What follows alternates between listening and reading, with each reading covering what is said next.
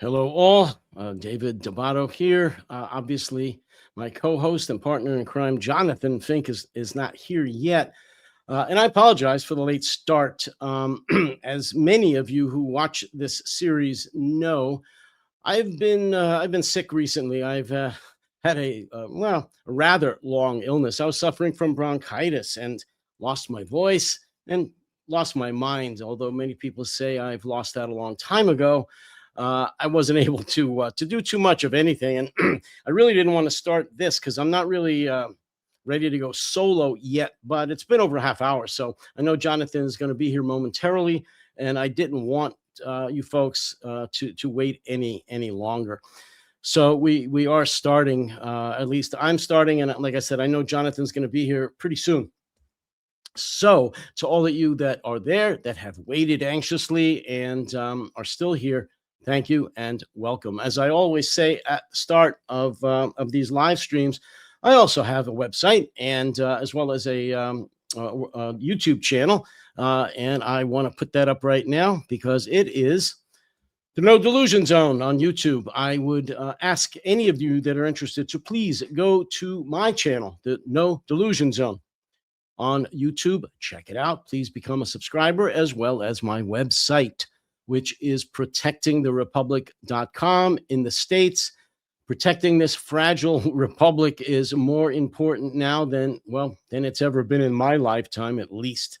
So again, I encourage you to go there as well. www.protectingtherepublic.com. Look at some of the articles, look at some of the podcasts, and please become a subscriber there as well. As you might all have guessed, the focus for today, as it has for the last several weeks, unfortunately, is the insane war in Iran, which was started by our insane megalomaniac, convicted felon president. I hate to call him president. I really hate to use that word when referencing Donald Trump. I really do. But he is officially our president, and he started a war with Iran a little over a month ago. And it's going worse than ever. In fact, before I came on live just now, I was watching the start of a press conference with Trump. It just started about 10 minutes ago. It was late. It was supposed to start at 1 o'clock Eastern time. And rightfully so, he's been talking at the outset of the press conference about the rescue of the second downed American pilot. It was an incredible feat. Kudos and hats off to the U.S. military for pulling that off. It took several agencies, the CIA, the Army, the Marine Corps, the Air Force, to pull this off, to put together all the intelligence, both signals intelligence, as well as human intelligence, as well as putting all the other pieces in place, the various aircraft that were involved, the logistics, the refueling, the naval assets. I mean, it really was a spectacular rescue, which I'm sure someday very soon will be made into a movie. And talking about movies and movie stars, here is my movie star, Jonathan Fink. Welcome. Hello there. Hello there. So, bit chill out, discombobulated. Get yourself organized, get a cup of tea, relax. And we, as you know, we started late. I couldn't wait any longer. I was telling the folks that they already know I've been out sick for a while, and I wasn't quite prepared to go solo today because my voice really isn't quite here. And if anybody of you have had bronchitis or pneumonia, you know that you also can't think too well. It kind of impairs your cognitive abilities. You can't think, you can't speak, you can't breathe. It's quite a trial. And I've had that for over a week. I am about 70% better today. So that's why I couldn't sit it out anymore. Couldn't stay away. You've got With all this stuff going on, Jonathan, I'm sorry. The only thing that kept me away was just the raging illness, the fever. I mean, an inability to speak. But now that I can speak even a little bit, I have to get back at it. And as I told you and the folks, as we speak now, Trump is giving a press conference. I had to pull away, obviously, to come here. He spent the first 10 minutes talking about the spectacular rescue of the second American pilot, which was spectacular. My hat's off, as I said, to the American military for pulling that off. Of course, he shouldn't have been in harm's way in the first place by this insane war, but he was, and they did get him out. So that is an incredible feat, which will be written about and studied actually for a long time in the future as to how they did pull that off. As you said to me off air, there's just so much to talk about. This war is getting worse and worse every day, not the least of which is the economic impact, which most folks, Jonathan, to be honest with you, still don't have a grasp, still don't have a grip on how serious the economic catastrophe is going to be for the entire world. It's not just going to affect Europe or even Asia or even the United States. It's going to affect everyone. And even if it were to stop today, even with my limited knowledge of international economics, it's going to be a catastrophe. It's going to take it's going to ruin many economies. I've spoken and read about, many economists that know far more about this than I do, that many countries in the next few weeks or months are actually going to be plunged into a depression, not a recession. Many are going to be plunged into a recession because of this, especially if it's not solved and goes on over the next few weeks. But some countries are actually going to go into a depression. This is going to be an international economic catastrophe. And that's assuming that a nutcase like Netanyahu decides not to drop a nuke on Tehran, which is still in play, believe it or not. So before my voice totally goes, I'm going to turn that all over to you. This is it. And of course, the economic problems we're seeing are just the delayed effects of what's happened so far. This is not the economic effects of what might happen, what's coming down the road. And I think there are a couple of factors I wanted to talk about here. People say, well, how do you know it's going to get worse? How do you know it's going to get worse?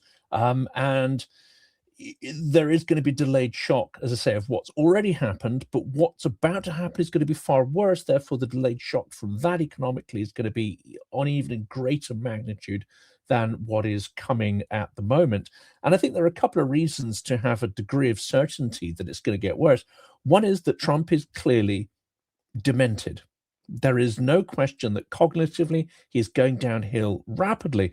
But also, if you think about it, think about the pressures this guy is under, the multiple convictions that he is already under, the processes that will be launched against him if he loses control of the House and Congress when it comes to the sort of midterms coming up.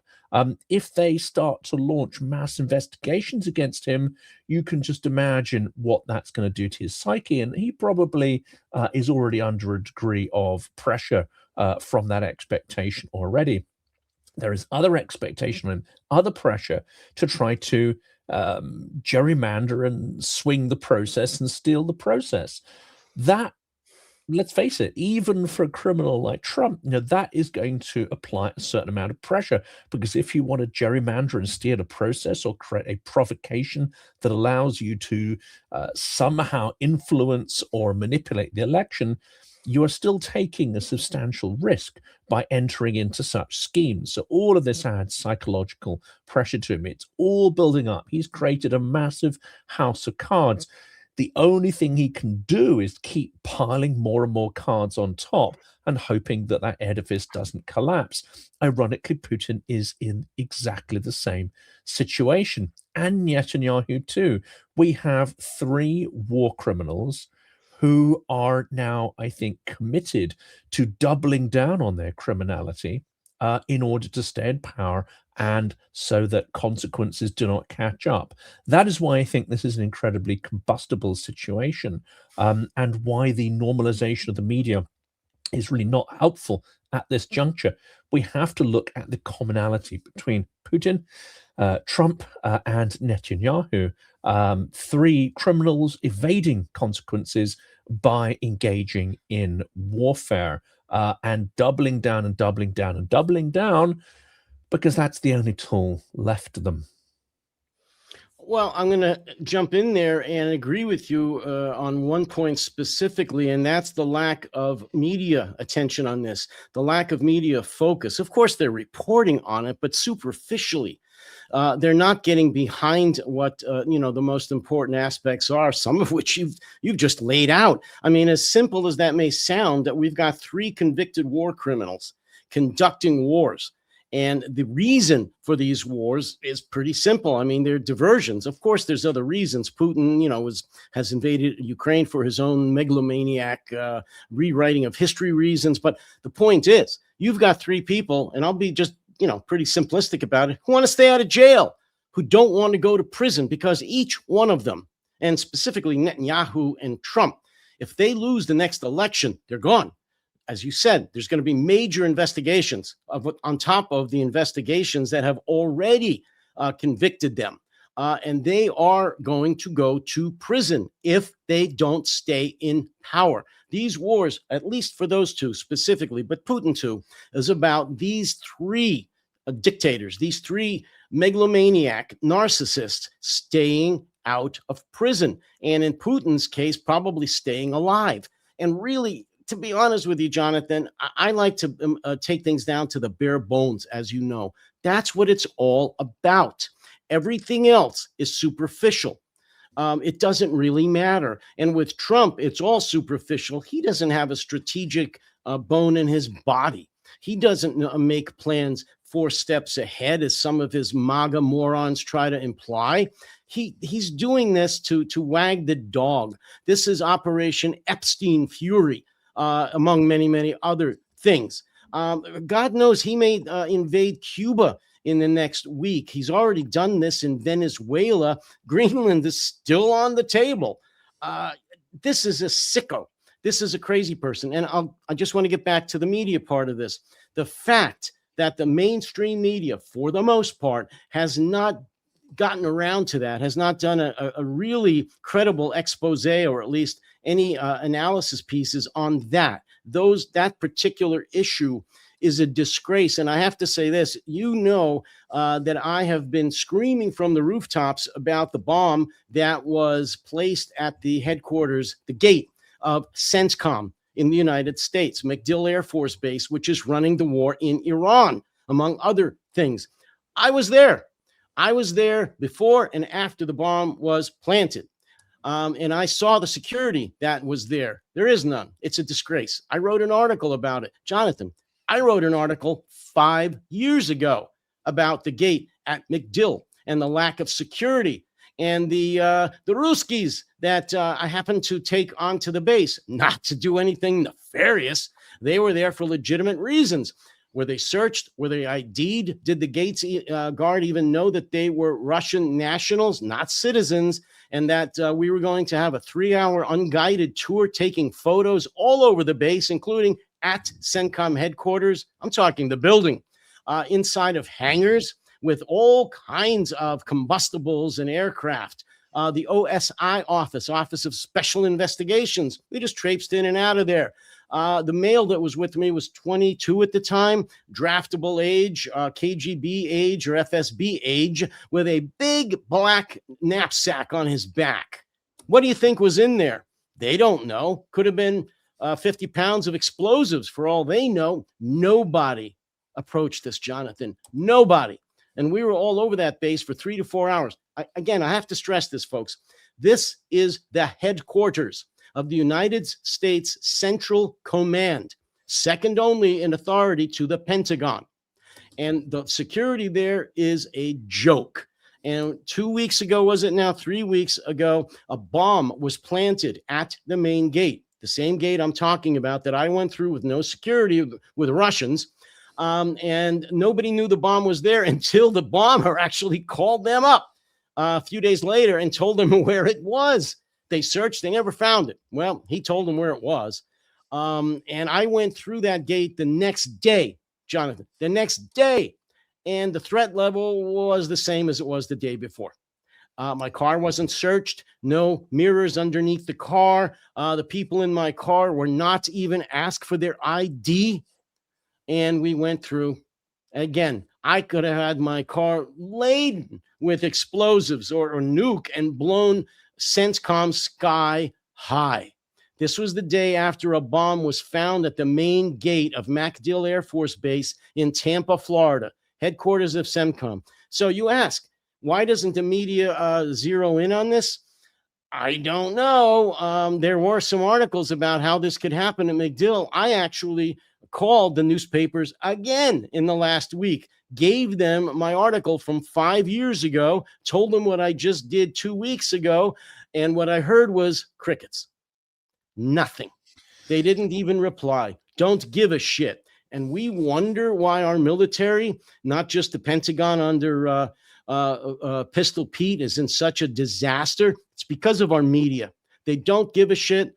The corporate media owns almost all the media in the United States. Investigative reporting is gone, and it's a disgrace. And at this point, I don't see it getting any better in the near future. It's challenging, isn't it? But there are several aspects to that. The other aspect, of course, is the failure to learn the lessons of Ukraine. And there's a couple of comments here about that as well. Let's bring this one up. So there's a failure to learn from Operation Spiderweb, which of course is the offensive side of it. This is what you're talking about. If the Iranians were to smuggle various things into the US, it seems that there's a very soft underbelly for something like this. The challenges we see in the Middle East, that actually American assets, the assets of allies, are also they should be secure, because that's a much more volatile area. But it seems that the entire Middle East is a soft underbelly. US bases across the Middle East are a soft underbelly. I'm still struggling to understand how the last 3 years of warfare in Ukraine and the images of strikes against cities, against strategic objects, both in Russia and in Ukraine itself as well, has not triggered alarm. The only conclusion I can come to is an extraordinary level of indifference, an extraordinary level of, as you say, media dysfunction, but also political dysfunction, hubris, off the scale kind of hubris, thinking that doesn't relate to us. Oh, that's just Ukrainians, right? It's a form of, one could almost say a form of racism. It's thinking of Ukraine, which under Biden was an ally, and I've used this phrase before. Ukraine was looked at as a second-tier ally, whereas Russia was looked at as a peer adversary. I think this is one of the problems all along. And now, and this isn't just a Trump problem. I mean, this has gone back several years. I think it's a problem with Europe as well. It's that we've underestimated the threat from Russia, because that threat has been inflicted on Ukraine, and Ukraine is not seen as a peer ally, as a peer civilization, as a peer, let's say, engineering and technological power, which is unbelievably misguided. And I've tried through my channel and the interviews to demonstrate that actually Ukraine was the dynamo of the Soviet Union. It was the brains. It was the innovative hub. It also happened to be the heart and soul of the Soviet Union as well, combined with Georgia, which is a very country full of, I would say, incredible personality as well. But it had remarkable engineering talent who were at the cutting edge. Russia would not have had the space program it had, or the successes that it had, without Korolev, who was a Ukrainian brain at the center of it. But we've ignored all this stuff. We've ignored all this stuff through our incredible hubris and arrogance and lack of imagination, and, dare I say it, a form of prejudice. Well, yeah, I mean, today, and I know this for a fact from my, my daily interactions with various Russians in Russia and in the States, they still look down their noses at Ukraine, despite all that's happened. Not all of them, of course, Jonathan, but no culture is a monolith. But for the most part, the Russian people still look down their noses at Ukraine. And I can't tell you how that pisses me off, how that makes me angry. But it's a fact, and that's nothing new. I mean, this is hundreds of years old. but it still exists today, which is, in my opinion, and I've written and spoken about this, a major part of the reason why the war has lasted this long, and why it has, well, again, not as a monolith, but why such a large number of the Russian people support the war. Because to them, the Ukrainians really should learn their place. I've heard that phrase from Russians. They should know their place. How dare they? You know, and similar kinds of terms. It's unfathomable to me. But then again, I live in a nation where today the racism is rising its ugly head again. And I'm hearing phrases like, why don't they meaning Black Americans, African Americans, why don't they learn their place again? Or finally, they will again. Trust me on this. This is happening here because of the MAGA and the Trump administration and the South rising again. We're in trouble all the way around. It's not just in Ukraine and in the States or Europe. It's right, the far right nationalist view of the world, unfortunately. And it's interesting in some ways because it's not confined to America. It's not even confined to MAGA. There's a certain attitude there, which I mean, I think Timothy Snyder is very eloquent on this. It harks back to an imaginary golden age, which never existed. It harks back to, it's not a forward-looking, it's not a progressive mindset. It's a sort of form of toxic nostalgia. Which can only in the present express itself in terms of prejudice and negativity, looking at the world as a set of limited opportunities rather than an open canvas that we have agency and influence over. But it comes from a number of things. In fact, it is partly in reaction to the extreme lack of imagination and this sort of dull managerial mindset of many of our leaders and those who are in charge of our bureaucracies, which are actively, I would say, shutting down opportunities for people, shutting down democratic expression. And even if they're not openly corrupt or nepotistic, they're certainly not dynamic. And it's that lack of dynamism which is pushing people to extreme points of view and this toxic nostalgia, neither of which, of course, are going to solve the problem. Ukraine, to an extent, shows us how you solve these problems, and it's through radical decentralization. It's through having a very active exploration of your national identity and culture. It obviously helps to be post-imperial, as in the colonized. The colonizers tend to have a lot more problems in addressing these kind of issues and creating a post-imperial identity for themselves. But we have to grapple with these things. Otherwise, the toxicity is just going to eat us from the inside outwards. But you also talk there about this sort of attitude, harking back to the second-tier ally, first-tier adversary. And you talked about the sort of attitudes you'd heard towards Ukraine. Well, unfortunately, and I had a good friend, Cormac Smith, on the channel recently, a fantastic sort of Irish guy who was a civil servant. He was seconded to a Ukrainian foreign ministry for a period, one of the only foreigners to actually have been seconded to a Ukrainian ministry to work on their comms. This was before the full-scale war.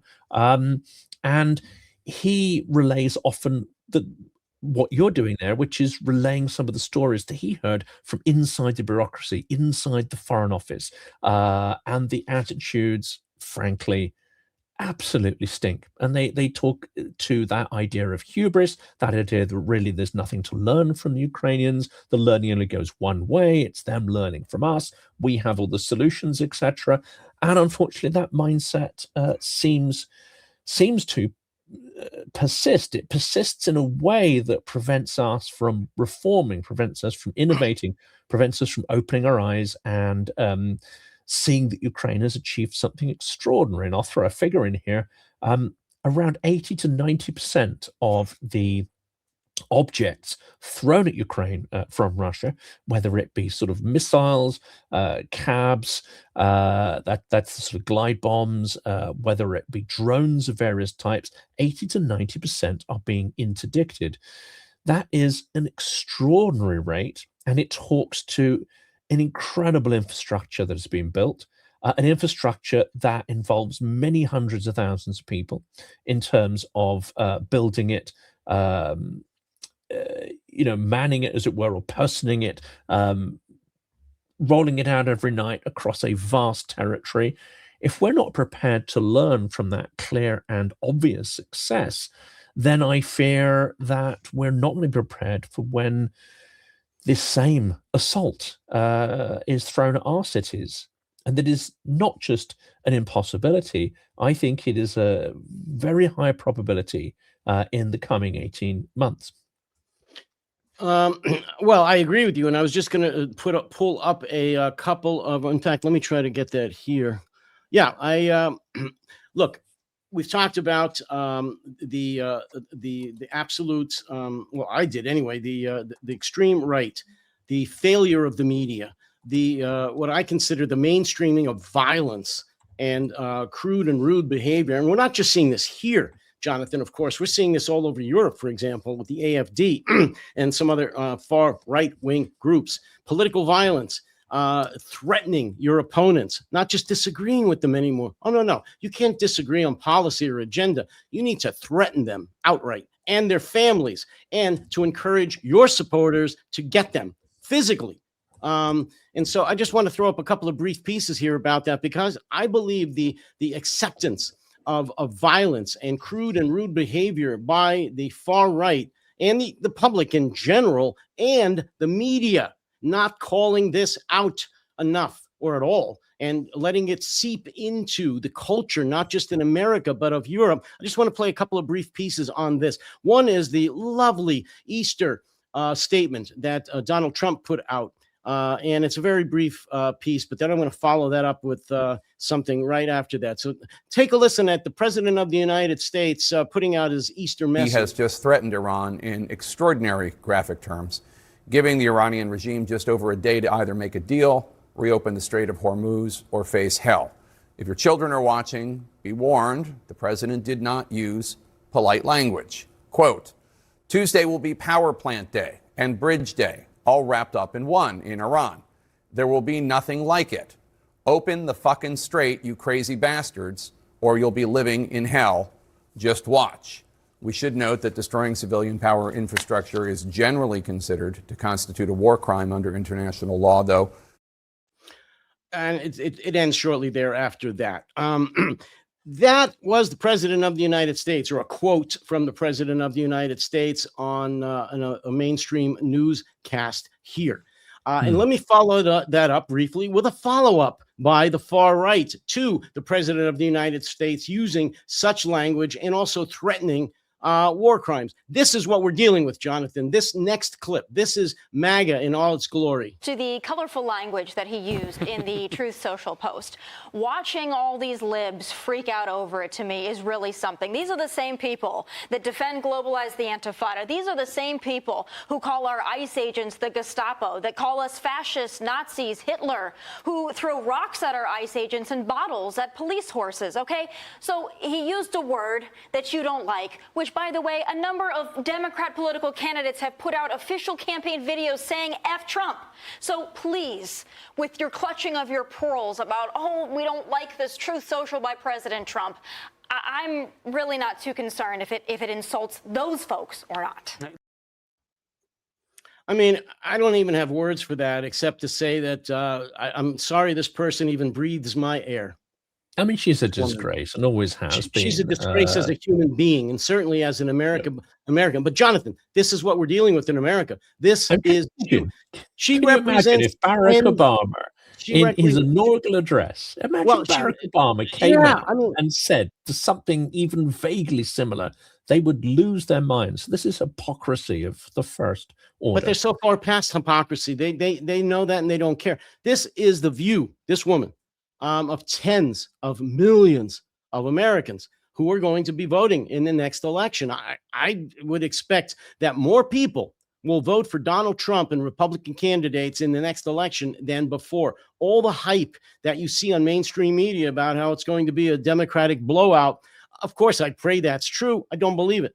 Not only do I believe the Republicans under MAGA are going to control the elections and not allow a fair counting of the votes, I don't believe that the Democrats are going to get out the vote enough to even win in a legitimate election or a counting of the election. So she represents MAGA today. She represents at least 50% of the American people today, the American voters, and I believe she represents the future of America. Is that not scary?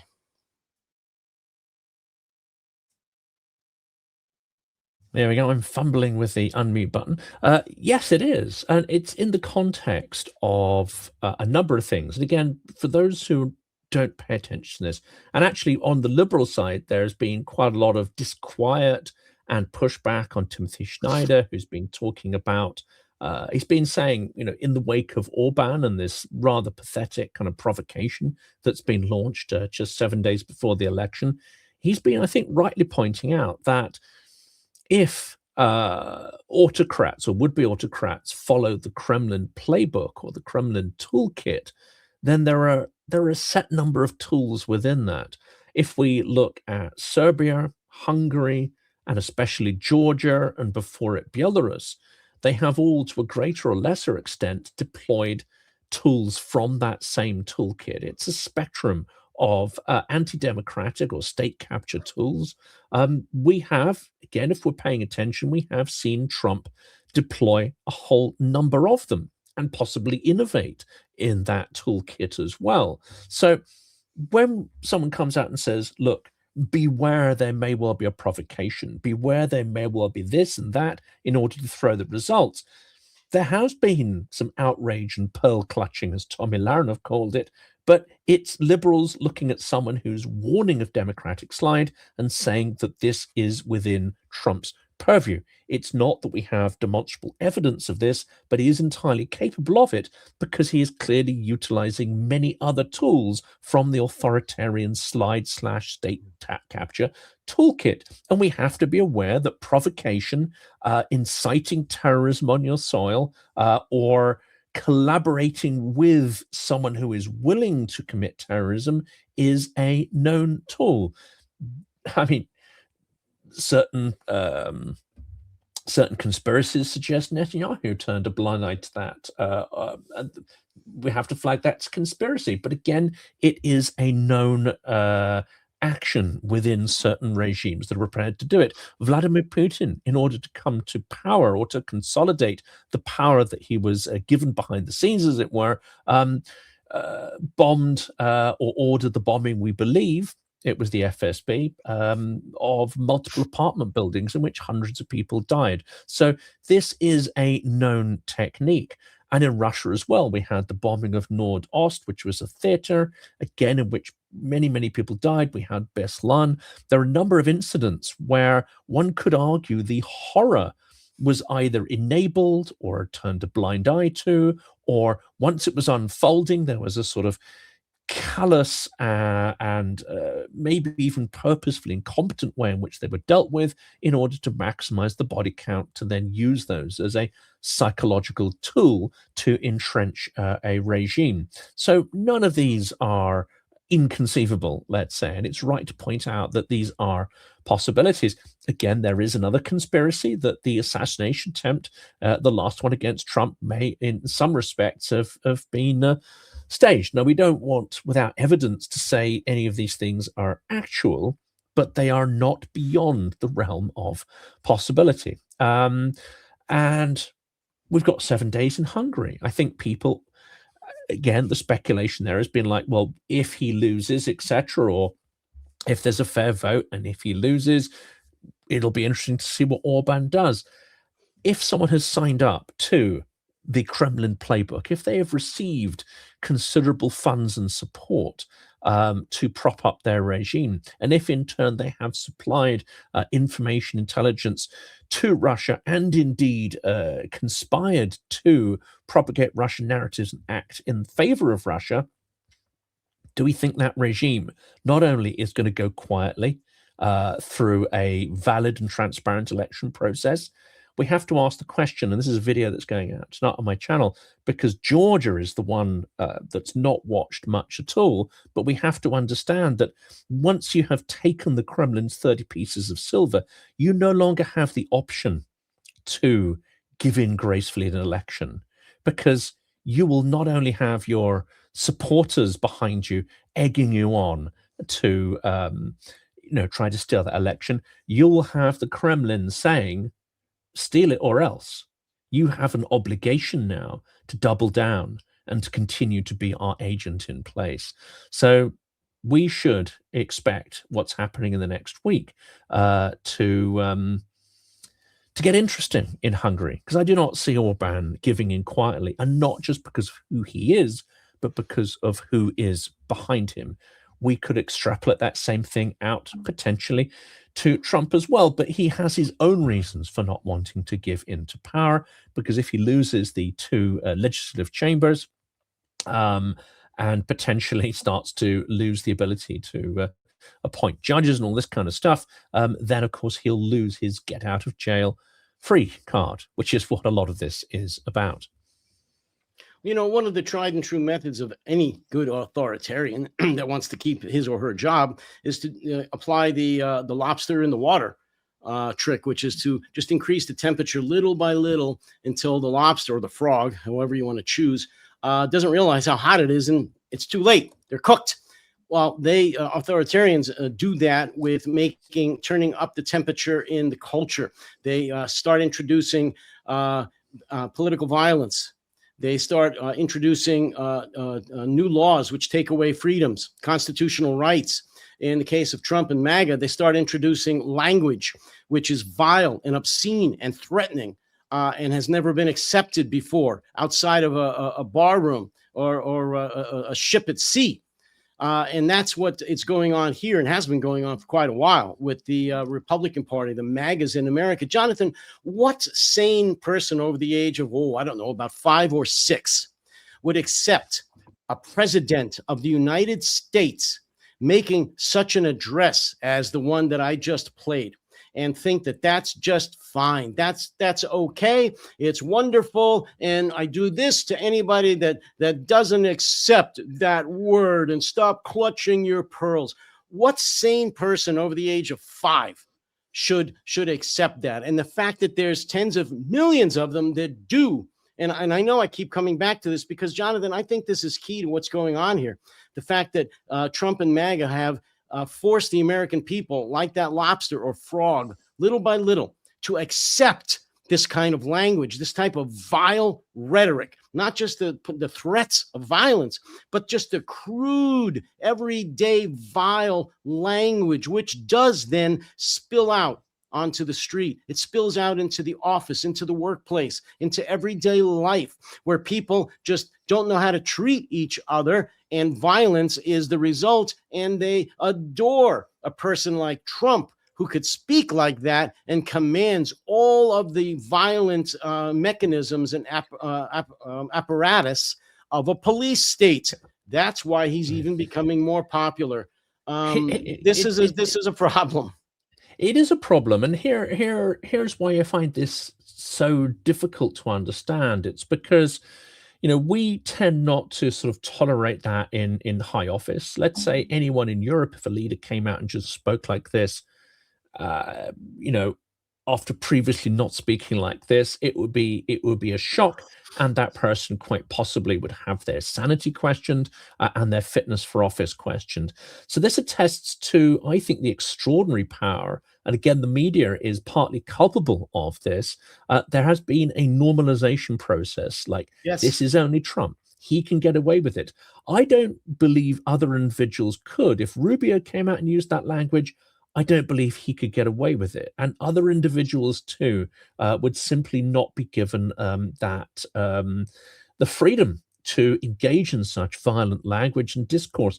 The other irony I think about this is that in Britain we are somewhat less shocked by bad language, and we tend to use profanities a lot more, I think, in our humor and our conversation, discourse, and so on. In my experience, a lot of Americans actually find us a little bit sort of quirky in that, and sometimes a little bit uncomfortable in, you know, how we will really push language in conversation and humor. Sometimes it's appreciated, sometimes, you know, I just become aware in conversations that there's a slightly different sensibility. And my impression is that, especially on the conservative side, especially on the more evangelical side, violent language and crude language is far less tolerated and far less considered the norm than it is here in the UK. This then, to me, attests to the extraordinary brainwashing and process, because actually the toleration of Trump is within a culture that's less tolerant generally to that kind of language in its public discourse, that has retained, I would say, more, dare I say it, sort of traditional values, 19th, 18th century, sort of, and especially with the religious sensibilities. So all this is happening in a culture that ordinarily would recoil from it in a huge way. And if anyone used this language, now, for instance, let's think back to Nixon, where some of those tapes were released of him sort of, you know, not just colluding and the threats, but the bad language and so on that came to light. I mean, that, as much as anything, I think, consigned Nixon to really, you know, being looked down upon by history and sort of being ostracized and not allowed to continue in that vein. So what is it about Trump that allows him to think and behave and talk and splurge this kind of stuff into an environment which ordinarily would not tolerate this? And the other question is, how do we come back from this? Because once it's happened, once he has stood in the White House and said these things and tweeted these things out, once he's stood in front of it, and you now have the picture of that physical location, you have that picture of all the trappings of that high office, and they are now sullied by, they are now made filthy by his lies and his language. It's difficult to see how the sanctity of those political institutions and places can recover. It may take decades, and that's assuming that we don't get, you know, son of Trump or whatever it is that comes next. Well, let me just say that I hear what you're saying, and I tend to agree with you. In fact, what you're saying about how the the British culture in general may be a little bit coarser in your speech and in the way that you interact. Although, you know, in America, aside from the evangelicals and the hypocritical conservatives, you know, we speak pretty plainly amongst each other and in bars and in just any social situations. It's not 1950s in America. But here's the other thing I want to stress. America is a different culture than the UK. I mean, we had a revolution. I don't know if you remember that. And we kind of split up, not because of your language, although you Brits do speak funny, but that wasn't the main reason for the split. We are a different culture. We split off. We become just different. We're two nations separated by a similar language, and that's saying, and it's true.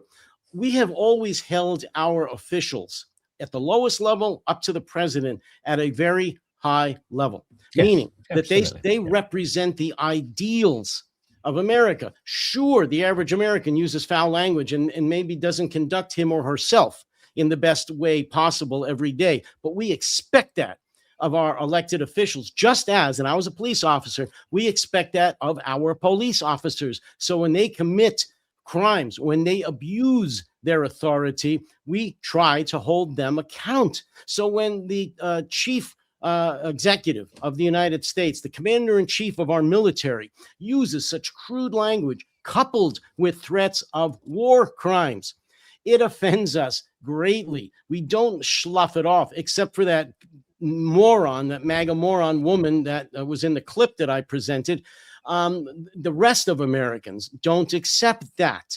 And to answer your other question, Jonathan, I think it's going to take a generations-long purge. The White House has been fouled, not to mention part of it actually torn down, but it's been fouled. The air, the stench that's in the White House from the Republicans will take generations to go away. Not just the White House, all federal institutions. It's not going to happen, even if, and I hope, the Democrat or the Republicans are soundly defeated this November.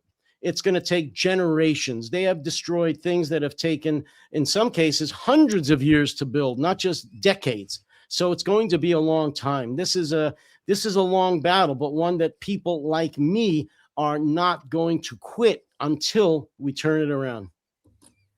That's it. Well, 250 years. We're coming up to the anniversary of this, and it's questionable as to whether some of these institutions are going to make it into another 250 years. I'm convinced that there's a way through. But the irony of that anniversary falling under Trump's tenure is pretty grim, actually. Yeah, and maybe we may even have an Arch de Trump if he's successful. He wants to build, was it a 200 or 100 and some odd foot Arch de Trump in Washington, among many other things. His name is already going on the $1 bill. This has never happened with I mean, I could go on and on and on.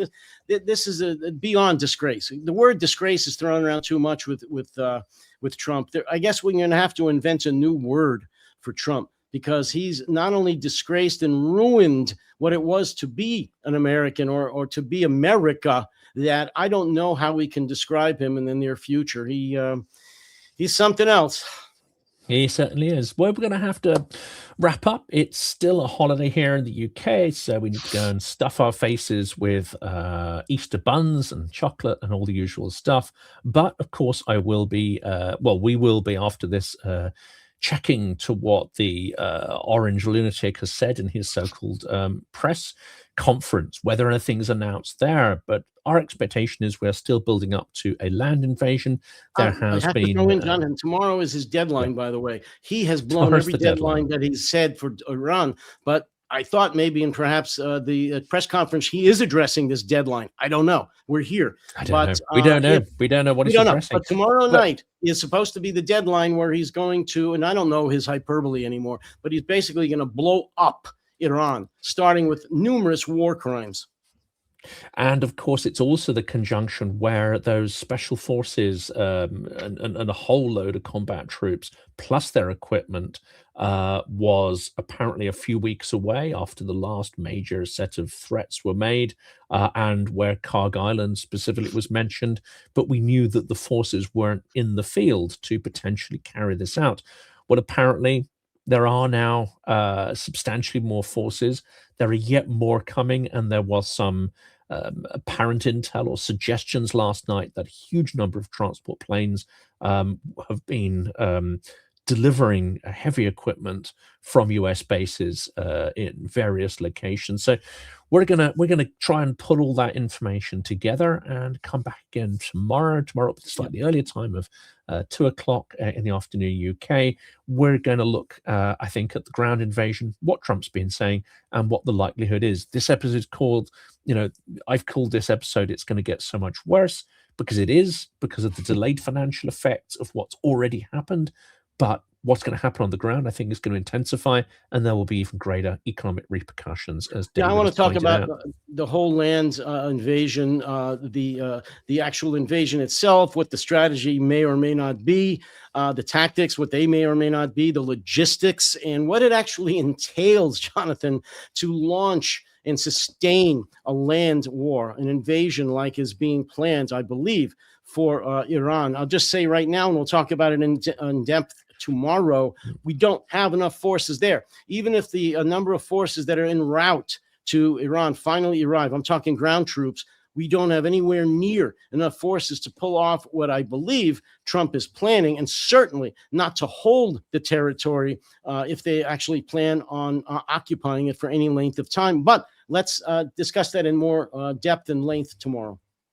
Yep, let's do that for today. That is everything, and it is grim, but I wish everyone a pleasant evening on what remains of this long Easter bank holiday weekend. For now, Happy that's Easter it. to all.